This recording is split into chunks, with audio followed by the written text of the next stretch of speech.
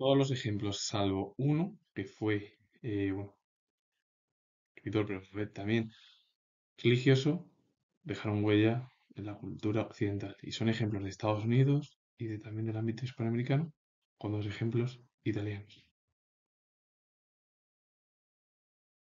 El primer ejemplo perteneció a Estados Unidos. Edgar Lee Master fue poeta estadounidense, era hijo de un abogado y pasó la adolescencia en la zona de Illinois, situada en Petersburg y Lewistown, que hizo célebre en su obra principal. Luego de haber cursado estudios regulares en el Knox College, siguió la profesión de su padre, que ejerció durante algún tiempo en Lewiston. Más tarde, hacia 1892, abrió bufete en Chicago y la obra es antología de Spoon River de 1915. Este libro pronto pasó a ser el estandarte de una revolución espiritual inspiradora de toda la nueva literatura dirigida contra la aldea y la mentalidad política. Es decir, ese libro de la antología de Spoon River fue casi como uno de los libros más importantes de Limaste, porque fue una revolución espiritual inspiradora de toda la nueva literatura que fue más bien dirigida contra la aldea y la mentalidad puritana, bueno, pues del momento en la época de Estados Unidos.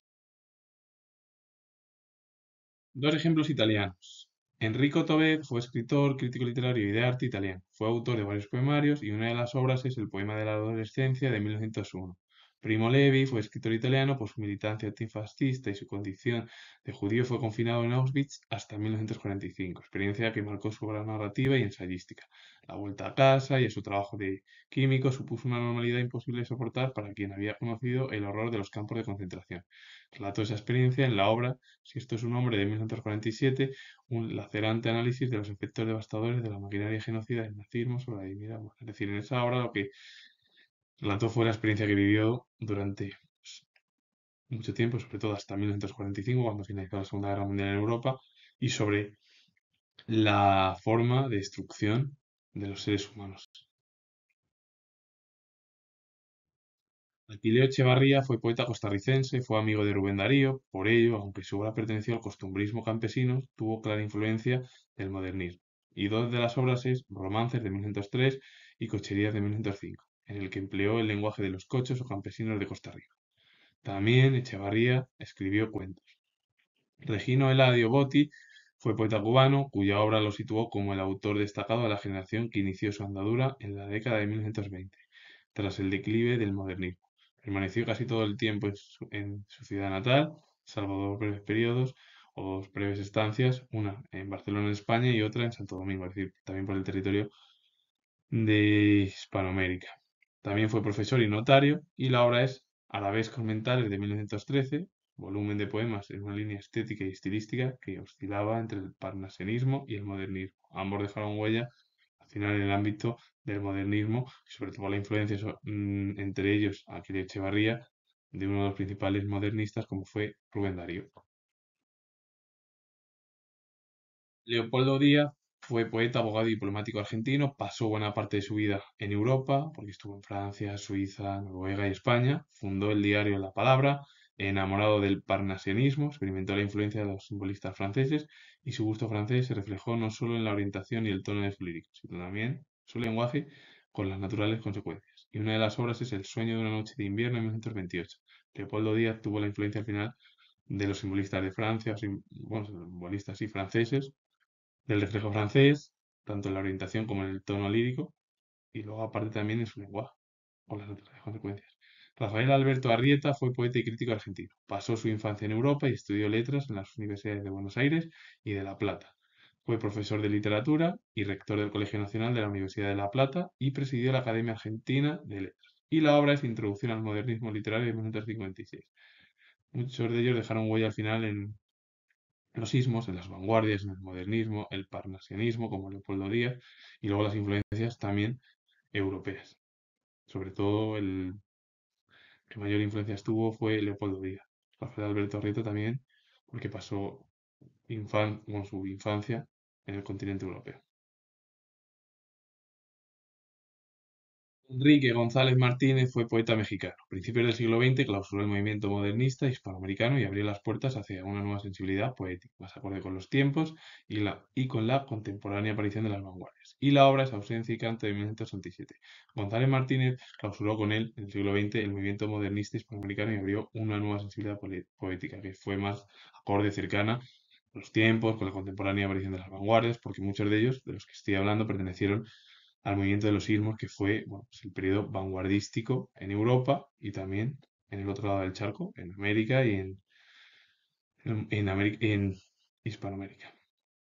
Azarías H. Palés fue poeta, orador sagrado y sacerdote nicaragüense. Inició la vanguardia en su país, asimilando la herencia modernista de Rubén Darío, pero imprimiéndole un cariz muy personal. Y la obra es A la sombra del agua de 1917.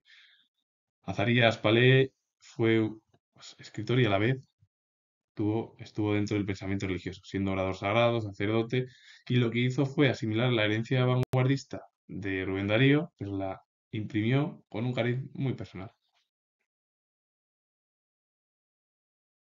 Virgilio Dávila fue poeta puertorriqueño, hijo de un maestro, estudió primaria en el Colegio de los Jesuitas de Santurce y secundaria en el Instituto Civil de la misma localidad.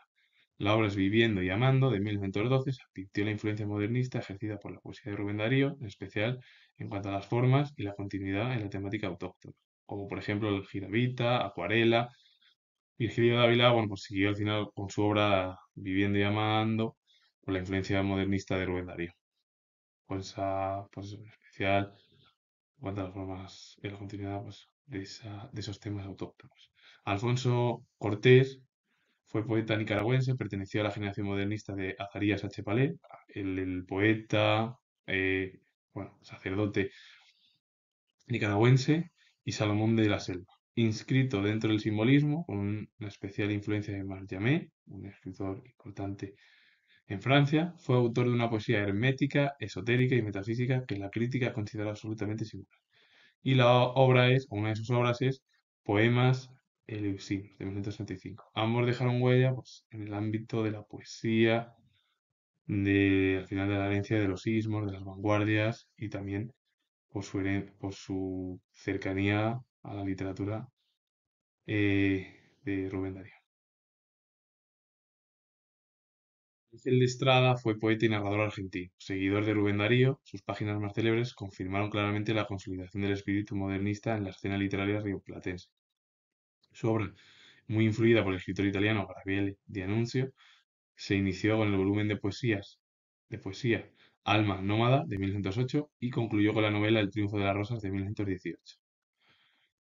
Bueno, pues que al final Ángel de Estrada pues, se acercó a la herencia modernista de Rubén Darío, prácticamente porque siguió en esa escena literaria rioplatense, pero también se acercó al pensamiento, o a la literatura, mejor dicho, la literatura italiana o europea. Julio Icaza Tijerino fue escritor y político nicaragüense. Cursó su formación en el Colegio Centroamérica de Granada, regentado por los padres jesuitas. Y una de las obras es La poesía y los poetas de Nicaragua de 1958.